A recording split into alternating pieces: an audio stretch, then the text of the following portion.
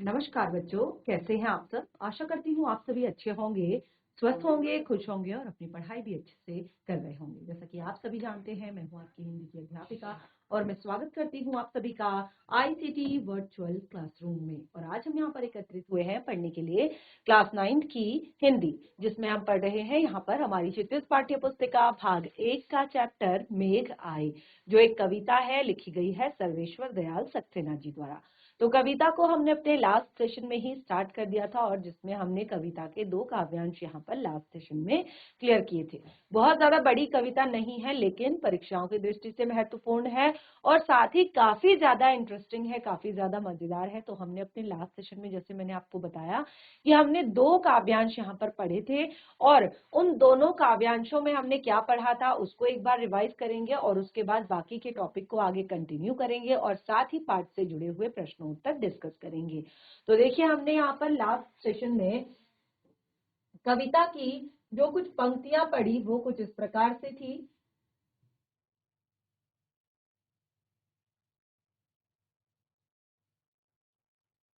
सबसे पहले हमने यहाँ पर कविता के कवि सर्वेश्वर दयाल सक्सेना जी के बारे में पढ़ा और कुछ ही महत्वपूर्ण बातें केवल मैंने यहाँ पर आपको लिखकर बताई हैं।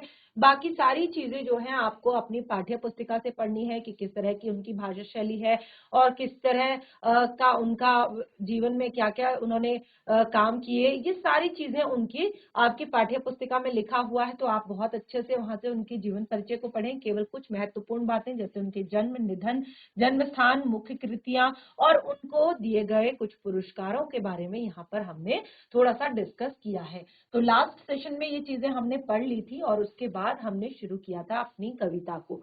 तो देखिए, जो हमारी कविता है इसमें मैंने आपको बताया कि जिस तरह से हमने इससे पहले अपनी कविता पढ़ी थी ग्राम श्री, बिल्कुल उसी तरह से यहाँ पर ग्रामीण परिवेश में जब बादलों का आगमन होता है, ठीक है, वहां पर क्या था, वहां पर था कि जो ग्रामीण वातावरण है उसका वर्णन किया गया था। पूरे गांव का वातावरण किस तरह का होता है, वहां के खेत खलिहान, फसलें, फल फूल, जो भी चीजें हैं उनके बारे में वर्णन किया गया था। और यहाँ पर जो है जो वर्षा ऋतु का आगमन होता है, ये ग्रामीण परिवेश का ही चित्रण यहाँ पर भी किया गया है।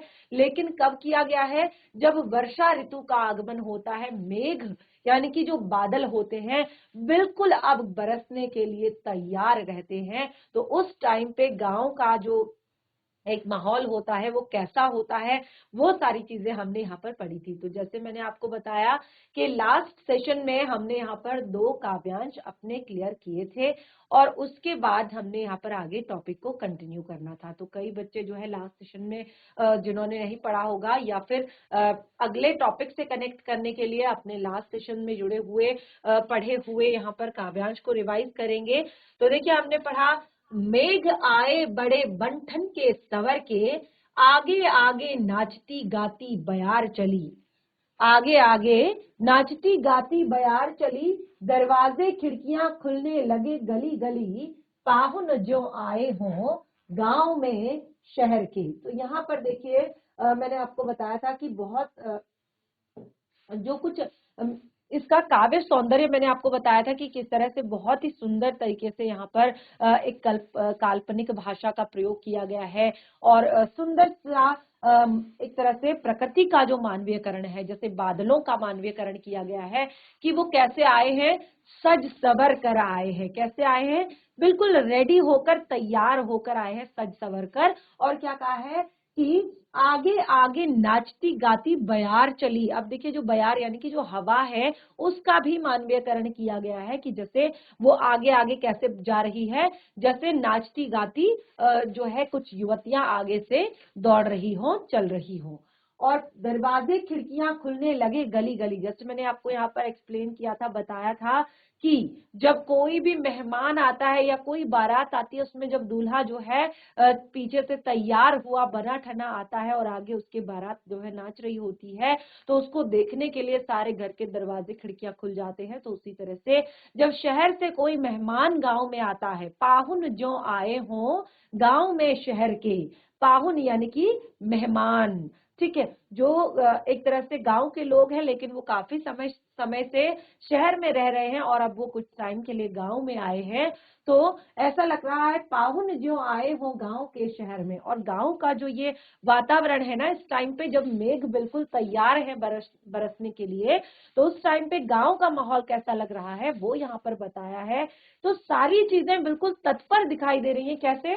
धीरे धीरे हल्की हल्की हवा चल रही है, और उस हवा वो हवा अब धीरे धीरे तेज होने लगी है और दरवाजे खिड़कियां अपने आप खुलने लगे हैं, क्योंकि बारिश आने वाली है।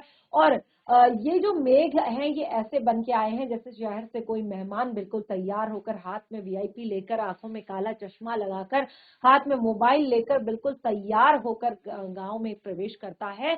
तो इस तरह से यहाँ पर हमने पढ़ा मेघ आए बड़े बन ठन के सवर के। तो हमने इसका एक तरह से मैंने सप्रसंग व्याख्या की थी, साथ जो भावार्थ, पहले भावार्थ क्लियर किया था, उसके बाद मैंने यहाँ पर आपको बताया था कि क्या इसकी व्याख्या में आपको लिखना होगा। ठीक है, तो यहाँ पर मैंने आश्रय में आपको बताया था कि जैसे वर्षा ऋतु आ गई है, बादल जो है वो आकाश में सज गए हैं, और जो हवा है वो भी मस्ती में बहने लगी है, और लोगों ने वर्षा की प्रतीक्षा में, क्योंकि जो काफी टाइम से, देखिए जो वर्षा ऋतु आती है वो भीषण गर्मी के बाद आती है, और लोगों को उस टाइम पे बारिश का बहुत ज्यादा इंतजार रहता है, फसलों के लिए, गर्मी के लिए, और पेड़ पौधे जो सूख जाते हैं, धरती जो बिल्कुल सूख जाती है उसके लिए। तो लोग बहुत ज्यादा एक्साइटेड होते हैं कि अब मानसून आने वाला है, बारिश आने वाली है।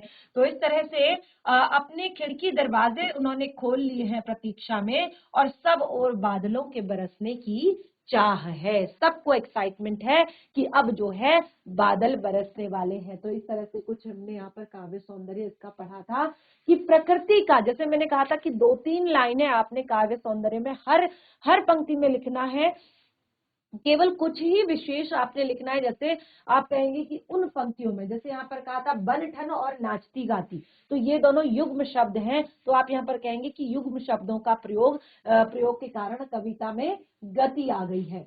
ठीक है, बाकी आपने देखिए जो 3 चीजें हैं, जैसे सबसे पहले मैंने बताया प्रकृति का मानवीकरण, तो आपके जो तीनों काव्यांश इसमें है, तीनों में ही प्रकृति का मानवीकरण किया गया है।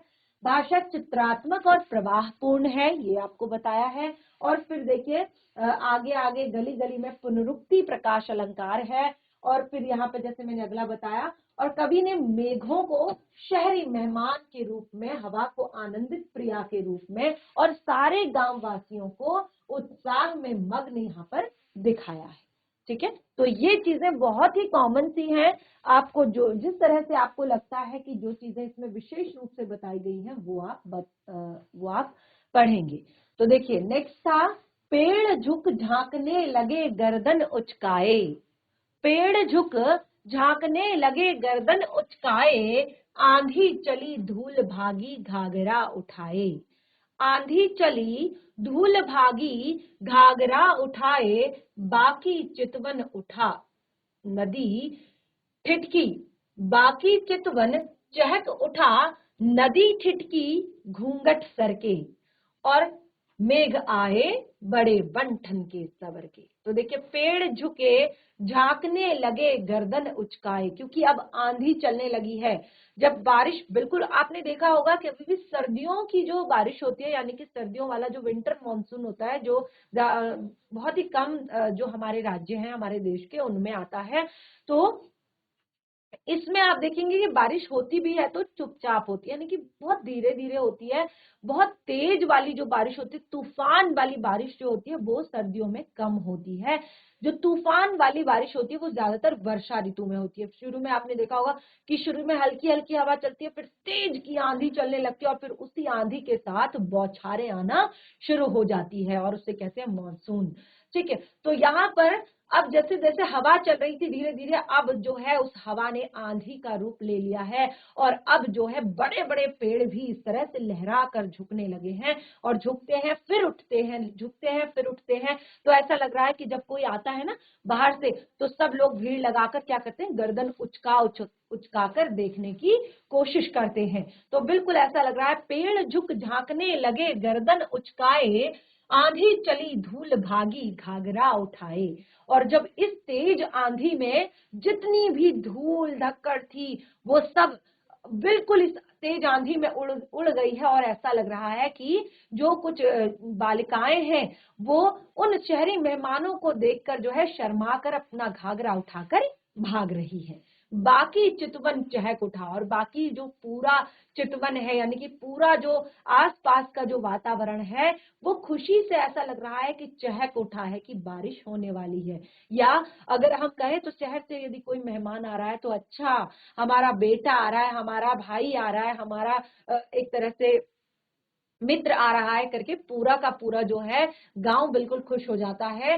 नदी ठिठकी घूंघट सरके और उन्हें देखने के लिए सारी महिलाओं के घूंघट जो है खिसक चुके हैं। यानी कि जब तेज आंधी आती है तो छतों पर जो जितने भी घास फूस या जो भी बिछाया रहता है वो सब क्या हो जाता है, उड़ जाता है, दूर दूर चला जाता है। मेघ आए बंठन के सवर के। ठीक है, तो इस तरह से देखिए यहाँ पर भी मैंने इसको बहुत अच्छे से आप लोगों को क्लियर किया था, बहुत अच्छे से यहाँ पर आप लोगों को बताया था कि किस तरह से आपने इसकी सप्रसंग व्याख्या करनी है। तो सप्रसंग में आपको कवि और कविता का नाम दोनों चीजें आपको याद होनी चाहिए। जैसे मैंने कहा कि कवि का नाम है सर्वेश्वर दयाल सक्सेना जी और कविता का नाम है मेघ आए।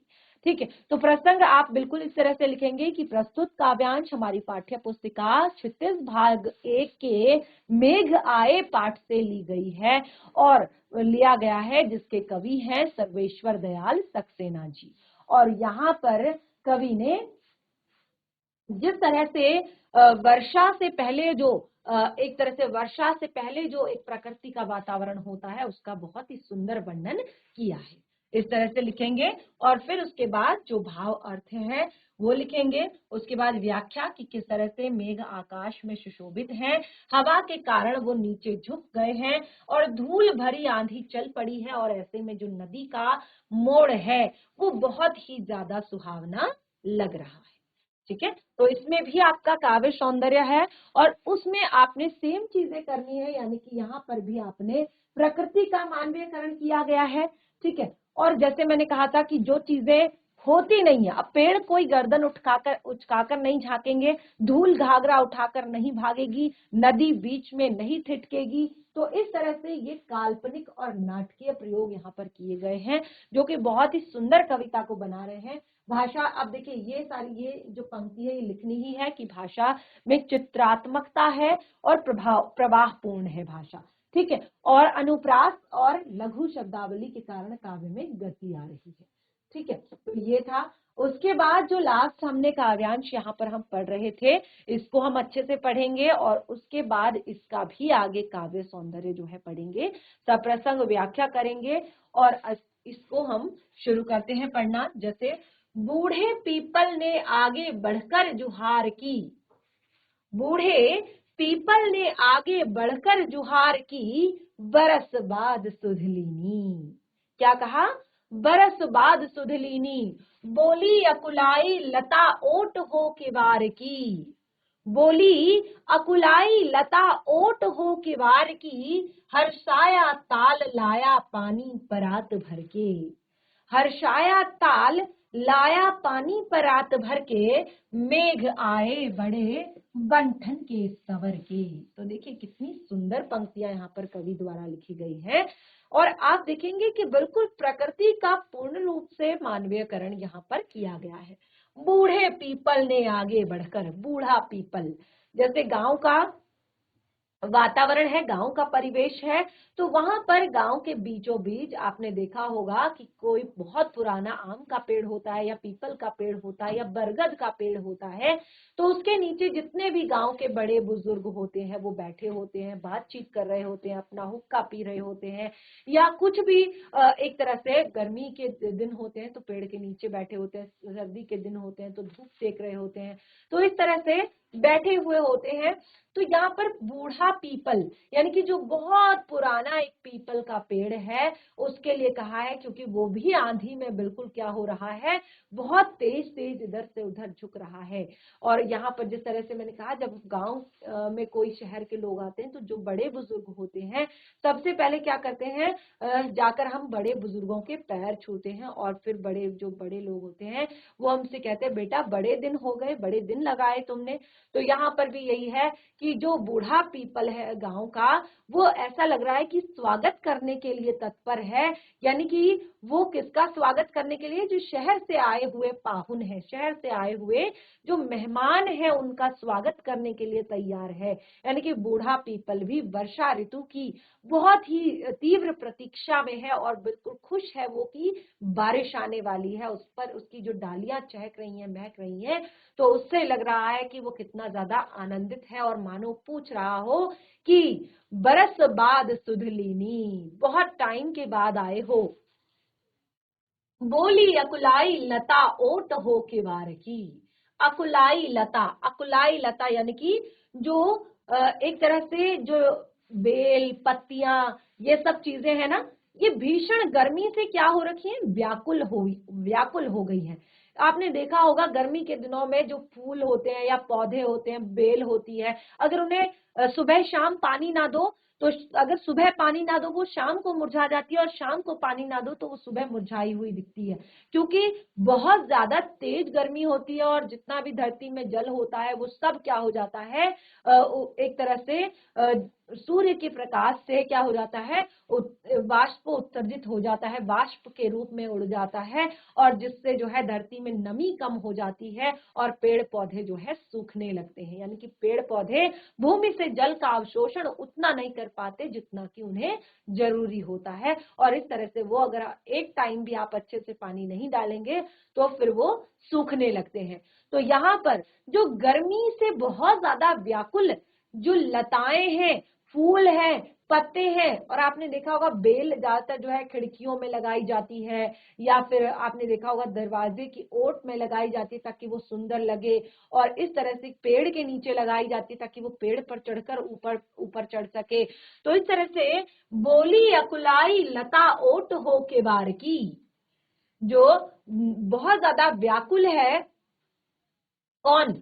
जो लता, वो क्या कह रही है? बरस बाद सुधलीनी। सब क्या कह रहे हैं कि बहुत टाइम लगा दिया तुमने आने में, बहुत टाइम, मतलब बहुत टाइम बाद तुम्हें हमारी याद आई। ठीक है।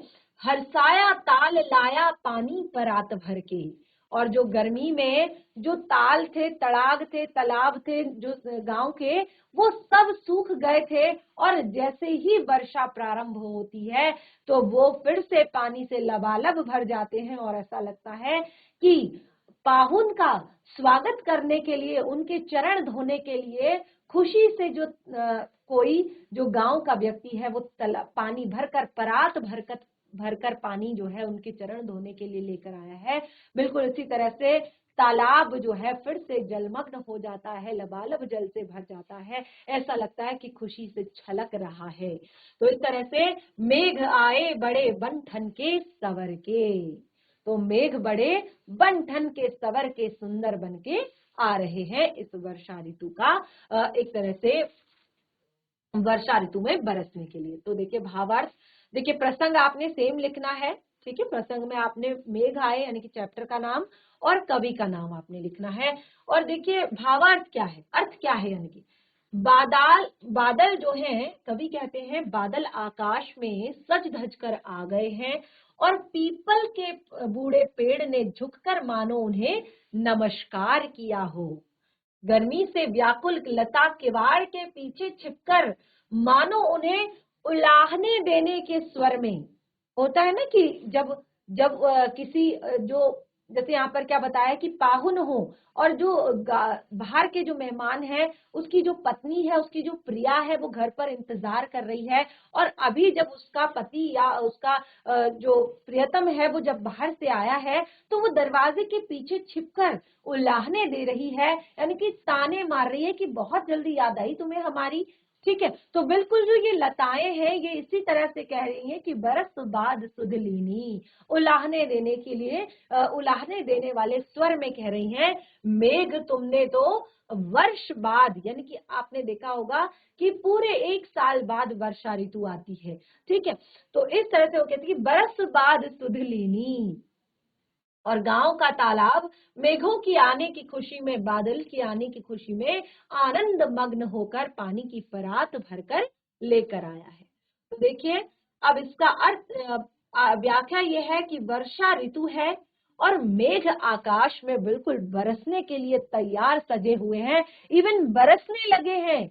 बिल्कुल एक तरह से अब बहुत तीव्र वर्षा होने लगी है आंधी के बाद। बिल्कुल उन्हीं उन्हीं जो आंधी जो चल रही थी उन्हीं के साथ तेज बौछारें आने लगी हैं। और अब जो है पीपल का पुराना वृक्ष अपनी ठंडी हवा के झोंकों से झुक गया है, और प्यासी लताएं जो इतने टाइम से जो बेल पत्तियां फूल जो प्यासे थे, वो बरसने की आशा से कि अब पानी बरसने लगा है, पानी बरस रहा है, इस खुशी में व्याकुल है। और तालाब भी आज पानी से भर चुका है, और क्या हो रहा है, लहरें मारने लगा है, मानो खुशी से क्या हो रहा हो, बाहर उछल उछल कर आ रहा हो। सारी प्रकृति बहुत ज्यादा प्रसन्न है तीव्र भीषण गर्मी के बाद वर्षा ऋतु के आगमन से। तो देखिए हमने तीनों के तीनों काव्यांश यहाँ पर पढ़े। अब इसका एक बार इसके काव्य सौंदर्य को यहाँ पर डिस्कस करते हैं। तो सबसे पहले तो देखिए पहला कि कल्पनापूर्ण एवं मनोरम दृश्य है, मेघ को सजा सवरा मेहमान माना है, यानी कि मानवीयकरण अलंकार है। आप मानवीयकरण अलंकार हर पंक्ति में लिखेंगे क्योंकि वहां पर हर चीज का मानवीयकरण किया गया है। जैसे हमने कहा बूढ़ा पीपल, तो उसका भी मानवीयकरण किया गया है। और कल्पनापूर्ण मनोरम दृश्य है, ये आपको पता है, सारी कल्पनाएं यहाँ पर की गई हैं। भाषा प्रवाहपूर्ण अनुप्रासमयी है, और ब्रज भाषा के संवाद से कविता और भी मनोहारी बन पड़ी है। ब्रज भाषा का संवाद क्या है यहाँ पर, बरस बाद सुध लीनी। ठीक है, तो ये एक पंक्ति जो डाली है उससे ब्रज भाषा का जो संवाद इसमें डाला है, इससे कविता और भी ज्यादा मनोहारी हो गई है, बहुत ही ज्यादा सुंदर और खूबसूरत हो गई है। तो इस तरह से ये जो हमने कविता हम पढ़ रहे थे, इसके हमने 3 काव्यांश यहाँ पर पढ़े। अब हम लास्ट काव्यांश यहाँ पर इसका पढ़ेंगे, और बहुत ही ज्यादा सुंदर है, बहुत ही ज्यादा प्यारा है इसका भी। चलिए शुरू करते हैं। क्षितिज अटारी, क्षितिज अटारी गदराई दामिनी दमकी, क्षितिज अटारी गदराई दामिनी दमकी, क्षमा करो अब गांठ खुल गई भरम की। क्षमा करो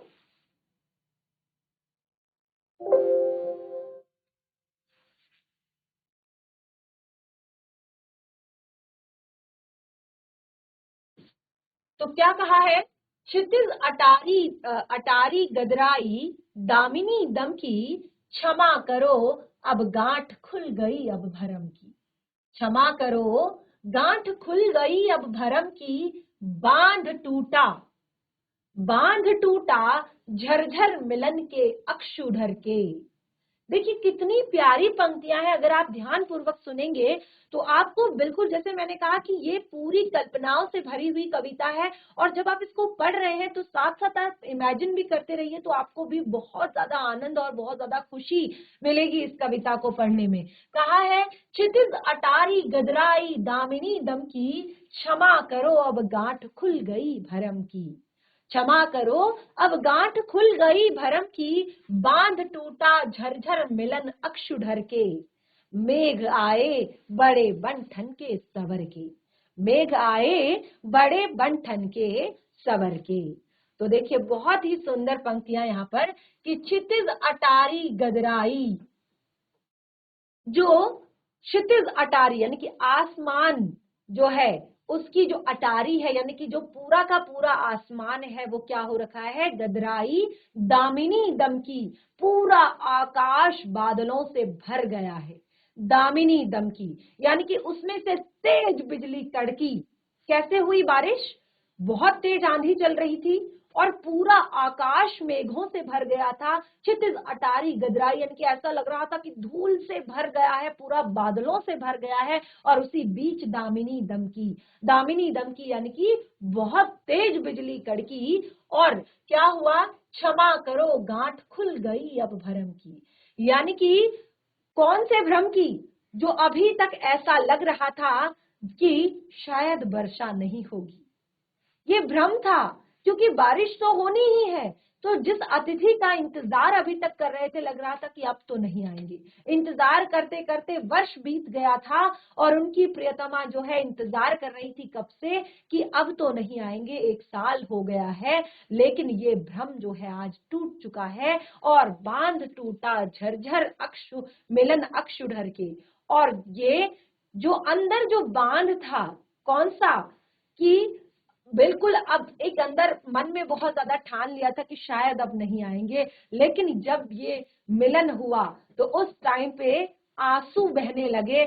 बहुत तेज बारिश हुई, बहुत तेज बारिश हुई, ऐसा लगा मेघ आए बंठन के सवर के। तो देखिए कितनी सुंदर पंक्तियां हैं। अब इसके अर्थ को समझते हैं। क्या है इसका अर्थ? आकाश में बादल बहुत ज्यादा सघन होकर छा चुके हैं, यानी कि अब कहीं पर भी बिल्कुल साफ आसमान नहीं है, पूरे आसमान में बिल्कुल गदर मच चुकी है बादलों की। और यानी कि अटारी पर ऐसा लग रहा है कि छत पर मेहमान को देखने के लिए लोगों की भीड़ जुट गई है। क्या लग रहा है इन बादलों को देखकर? ऐसा लग रहा है कि जो शहर से मेहमान आने वाले हैं, आ रहे हैं, आ चुके हैं, उनको देखने के लिए जो छत होती है, अटारी जो होती है, उस पर लोगों की भीड़ जमा हो चुकी हो और दामिनी दमकी, और यानी कि अचानक उनके दर्शन हुए। दामिनी दमकी यानी कि जो बिल्कुल तेज बिजली कड़कती है, उसके बाद बादल गरजते हैं जोर से और फिर जोरों से बारिश होने लगती है। तो दामिनी दमकी यानी कि अचानक जो शहर से आए हुए पाहुन थे, मेहमान थे, उनके दर्शन हुए। और क्षमा करो यानी कि अब जो भ्रम की गांठ थी वो खुल गई, यानी कि अभी भी डाउट था, अभी भी डर था कि इंतजार तो हम बहुत ही ज्यादा मन से कर रहे हैं, दिल से कर रहे हैं, लेकिन आएंगे कि नहीं। ये जो भ्रम था, मन में जो एक शक बना हुआ था, वो शक टूट गया, वो भ्रम टूट गया कि तुम बरसोगे कि नहीं। जो हम कि बादल कभी कभी होता है ना कि आकाश में दिखाई देते हैं, पूरा आकाश भरा होता है, बिजली भी कड़कती है, लेकिन लास्ट में 2-4 बूंदे बारिश गिरती है, उसके बाद बारिश नहीं होती। यानी कि जब हमें जरूरत होती है तो फिर बारिश नहीं होती। तो इस तरह से कभी कभी जो है ऐसा भी होता है। तो आज जो है ऐसा नहीं हुआ है। हमें भ्रम था कि तुम नहीं बरसोगे, ऐसा लग रहा था कि आज भी तुम धोखा दोगे, आज भी तुम नहीं बरसोगे, लेकिन तुम बरस पड़े हो। और इस झरझर की आवाज में तुम्हारा प्रेम उमड़ पड़ा है। और जो ये बारिश गिरने की जो आवाज है, यानी कि जब जो मेहमान घर में आ चुके हैं तो उनकी प्रियतमा ने जब उनको देखा, तो उनको देखते ही वो जब भ्रम जो था, जो डर था, वो अब दूर हो गया है। तो उसकी खुशी में उनकी आंखों से आंसू बहने लगे हैं। यानी कि जो बादल नहीं बरसे गिरेंगे, बादल नहीं बरसेंगे, ये भ्रम टूट चुका है। और बिल्कुल उनके गिरने की आवाज में, जो बूंदों के गिरने की जो झरझर की आवाज है, उसमें तुम्हारा प्रेम उमड़ पड़ा है। और इस प्रकार वर्षा के बादल सज धज कर आकाश में छा गए हैं। तो आश्चर्य यह है कि आकाश में दूर तक बादलों का जमघट है और अब वो धरा पर धराधर बरस पड़े हैं।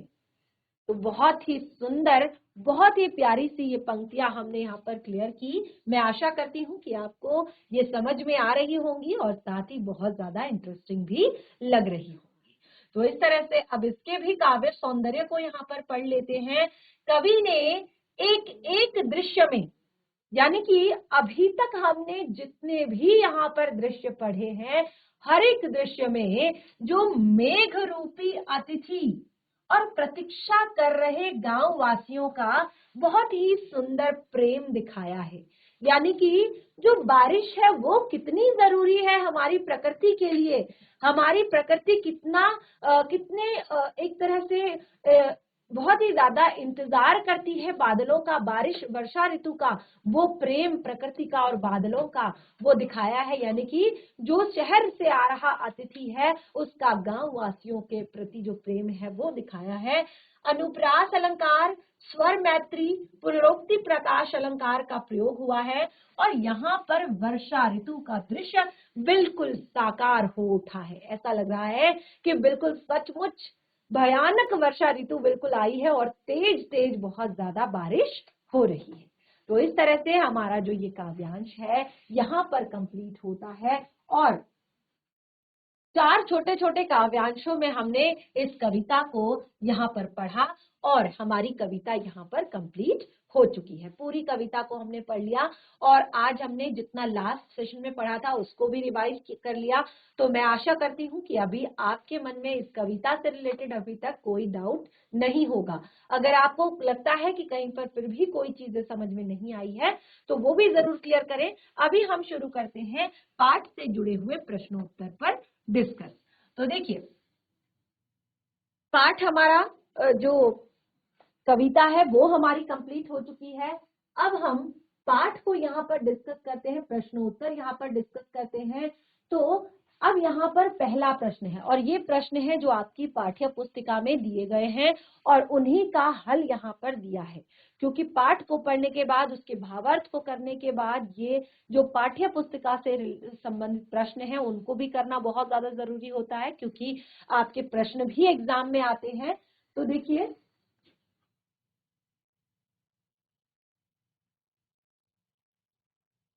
बादलों के आने पर प्रकृति में जिन जिन गतिशील प्रक्रियाओं को कवि ने यहाँ पर चित्रित किया है उनका उल्लेख कीजिए।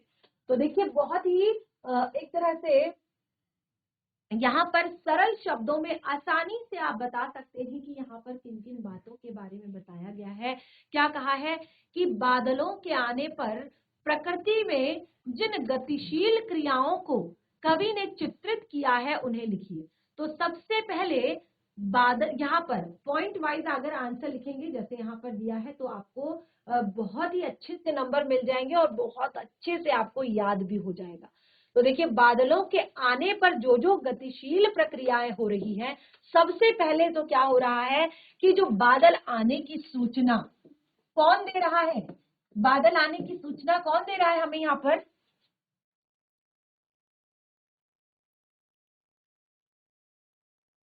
बादल आने की सूचना बयार नाचती गाती हुई देती चल रही है। जो बयार चल रही है, जो हल्की फुल्की हवा चल रही है, वो हमें क्या कर रही है, बादलों के आने की सूचना दे रही है।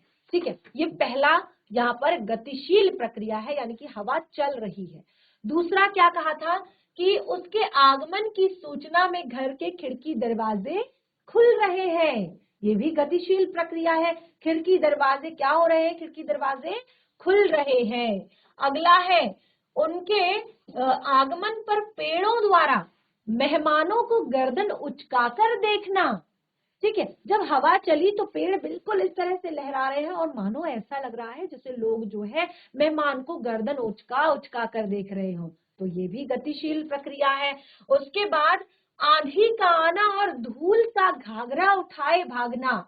ठीक है, तो ये भी गतिशील प्रक्रिया है। उसके बाद नदी का ठिठकना और बाकी नजर से देखना। नदी का ठिठकना, जो गांव की महिलाएं हैं उनका अचानक से शर्मा कर रुक जाना और तिरछी निगाहों से देखना, ये भी गतिशील प्रक्रिया है। बुजुर्ग सदस्य पीपल का आगे बढ़कर मेहमान का स्वागत करना। जो गांव का बुजुर्ग सदस्य है, बहुत पुराना पीपल है, उसका झुककर गांव के जो मेहमान है उसका स्वागत करना, ये भी गतिशील प्रक्रिया है।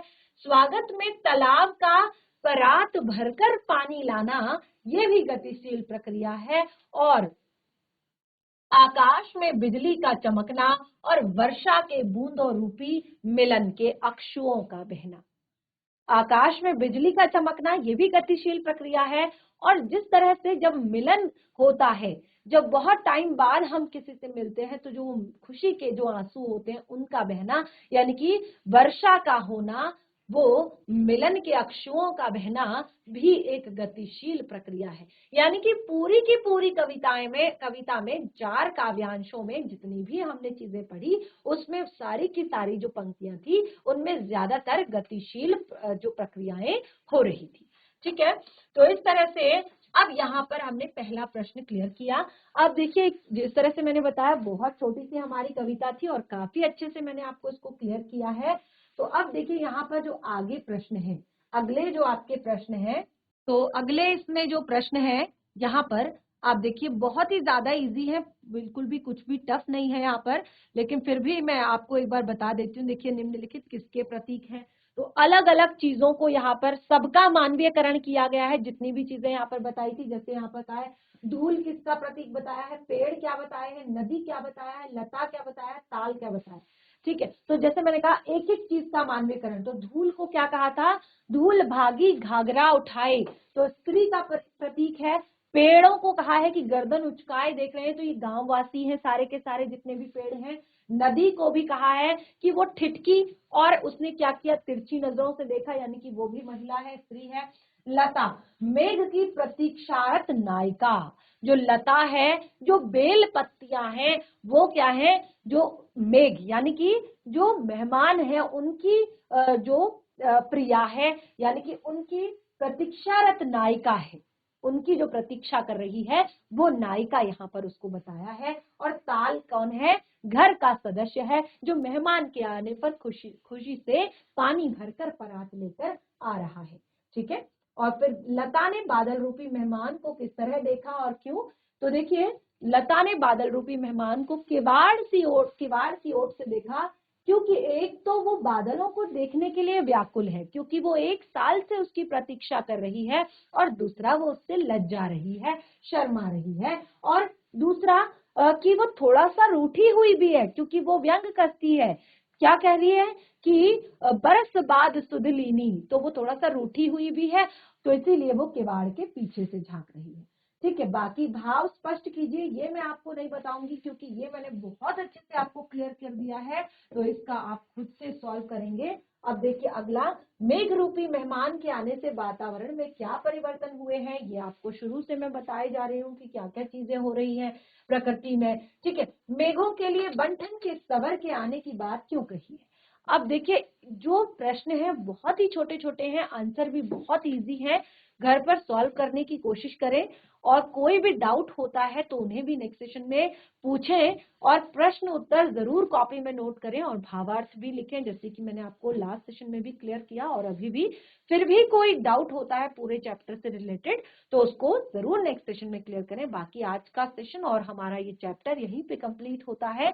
हम मिलेंगे अपने नेक्स्ट सेशन में एक नए पार्ट के साथ, तब तक के लिए धन्यवाद। आपका दिन शुभ हो।